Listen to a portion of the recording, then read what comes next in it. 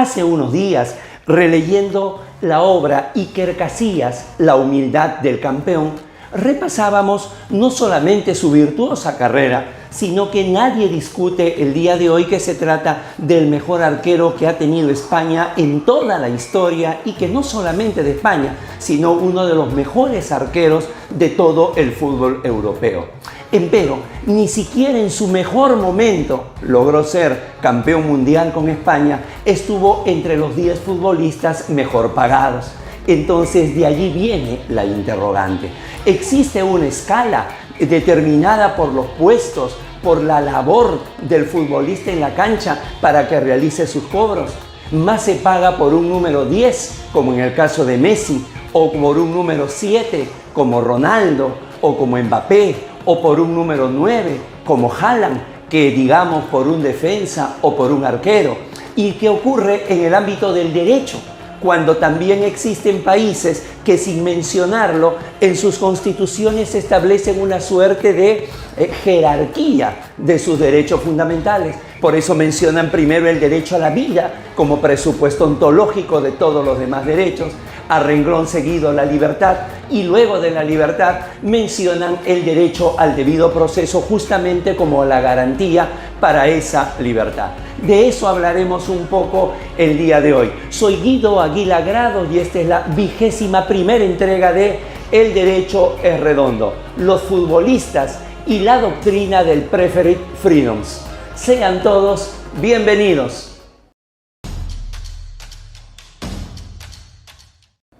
En efecto, cuando uno realiza el repaso acerca de los más grandes futbolistas de todos los tiempos, encuentra, por ejemplo, que en Alemania, esa máquina deportiva, esa máquina que siempre da competencia, el equipo que más veces ha llegado a una final y el segundo que más veces ha campeonado detrás de Brasil, presenta como principal estrella a Franz Beckenbauer, un defensa central, inclusive por encima de Gerd Müller, el famoso bombardero del Mundial de Alemania 74, y también aquel que nos deslumbró en nuestra niñez, que era denominado por el narrador deportivo Caperucita Roja Rummenigge.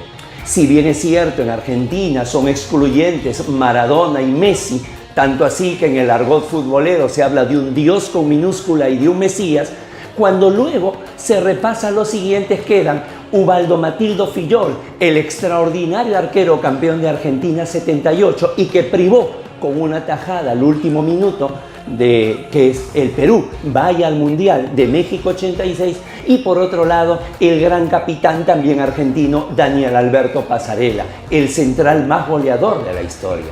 Entonces, si nosotros vemos, no existe realmente esa supuesta jerarquía. Claro, el fútbol se gana con goles, dicen, y entonces a partir de ahí se paga más al cerebro, se paga más al creativo, se paga más al goleador, se paga más al desequilibrante, sobre todo cuando se juegan con defensas cerradas. Empero, la pregunta es, en un deporte colectivo como el fútbol, en un deporte donde son 11, ¿se podría elegir un mejor futbolista? ¿No acaso se elige el más goleador o el más desequilibrante? No estamos hablando como en el caso del tenis, que es un deporte individual y donde uno sí, en esa lucha, en ese enfrentamiento uno contra uno, puede decidir cuál es el mejor de todos. Entonces, pareciera de que no siempre se cumple esa situación de que el 10, el 7, el 8 o el 9 necesariamente son los mejores y con ello los mejor pagados. En el Perú, por ejemplo, en los últimos años, la figura de Paolo Guerrero en la selección ha eclipsado un poco algo que era casi unánime, que uno de los mejores futbolistas de todos los tiempos era el granítico don Héctor Chumpitas, al lado seguramente de un 10 de Teófilo Cubillo.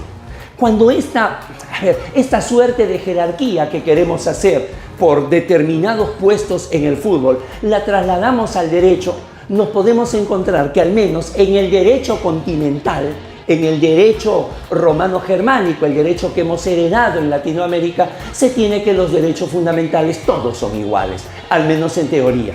Lo mismo no ocurre con el ámbito de los Estados Unidos. Recordemos que la Constitución norteamericana de 1787 tiene solamente 7 artículos dedicados al Estado y al reparto del poder, y que apenas a 4 años de expedida la Constitución, en el año de 1791, se realizaron las primeras 10 enmiendas de un total de 29 hasta nuestros días. Pero la primera enmienda que se hace estableció justamente una serie de derechos fundamentales que tenían una preferencia por sobre los demás. Por eso aparecen en la primera de las 10 enmiendas. Y es ahí donde surge la denominada teoría de los preferred freedoms, las libertades preferidas, a saberse en la primera enmienda la libertad de religión, la libertad de expresión, la libertad de prensa y la libertad de reunión. Fue expedida el 15 de diciembre de 1791. Y aunque alguien lo pueda discutir y decir, pero ¿cómo van a tener preferencia sobre las demás libertades? Seguramente esto se debió a los patriotas de Filadelfia, a los fundadores. No es así.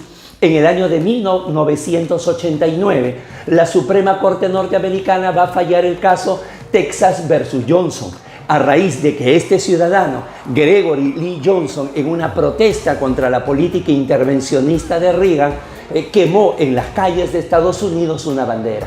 Fue procesado y la Suprema Corte norteamericana, por 5 votos contra 4, con su fallo determinó que se privilegiaba la libertad de expresión, su derecho de protesta que tenía contra la política de Ronald Reagan, por encima del símbolo patrio.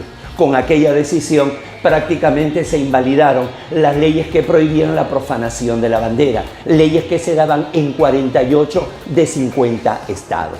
Insisto, para nosotros, los que somos del derecho continental, del derecho romano-germánico, nos va a costar muchísimo poder entender esta doctrina de los preferred freedoms, de las libertades preferidas. Hay que bucear a las profundidades de la historia misma de los Estados Unidos, de las 13 colonias, para poder entenderla.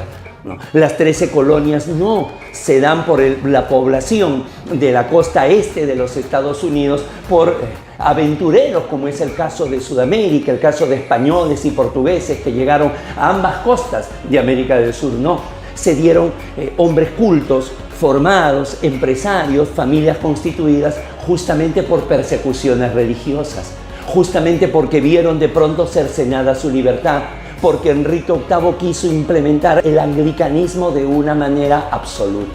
Entonces, a partir de allí se da la denominada doctrina de los preferred freedoms, que claro, el día de hoy tiene oposiciones, hay una serie de voces que se levantan, pero justamente se dan, como en el caso del valor de los futbolistas, el valor para los derechos fundamentales, porque finalmente el derecho es redondo. Muchísimas gracias, nos vemos pronto. Un abrazo de gol.